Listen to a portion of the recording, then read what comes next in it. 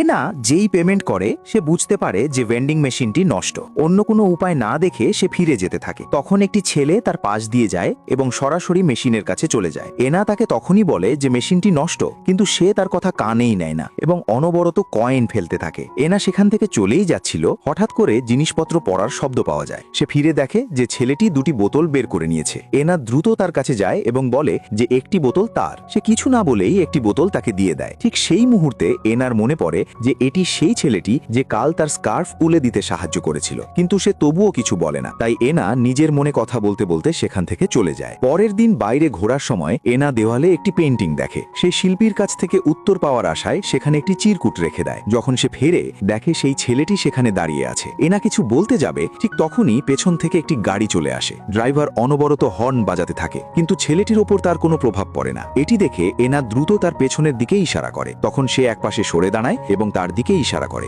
সেই মুহূর্তে এনা বুঝতে পারে যে ছেলেটি শুনতে পায় না। পরের দিন যখন এনা একটি রেস্টুরেন্টে যায়, ওয়েটারের আওয়াজ তার নজর কাড়ে। সে ফিরে তাকিয়ে দেখে সেই ছেলেটি সেখানে আছে। কিন্তু যখন এনা ওয়াশরুম থেকে বাইরে আসে, সে মানুষের ভিড় দেখতে পায়। কাছে গিয়ে জানা যায় যে নিচে আগুন লেগেছে। এনা অন্য সবার সাথে বাইরের দিকে দৌড়ায়, কিন্তু হঠাৎ তার সেই ছেলেটির কথা মনে পড়ে যে শুনতে পায় না। সে দৌড়ে ভেতরে যায়, তার হাত ধরে এবং তাকে টেনে বাইরে নিয়ে আসে। ধোঁয়া অনেক ঘন হয়ে গিয়েছিল, তাই এনা নিজের একমাত্র স্কার্ফটি তার মুখে বেঁধে দেয়। দুজনে কোনো মতে একসাথে নিচে নেমে আসে এবং যখন এনা চোখ খোলে, সে নিজেকে হাসপাতালে আবিষ্কার করে।